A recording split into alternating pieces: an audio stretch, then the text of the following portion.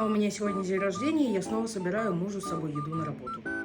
В меню рисец, котлетосы, кашка, там у нас всякая геркулес, чиа, творог, молоко банановое, йогурт персиковый, банан.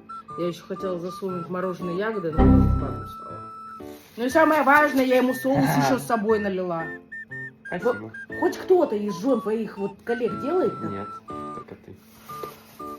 Люблю ее. Кого? Тебя.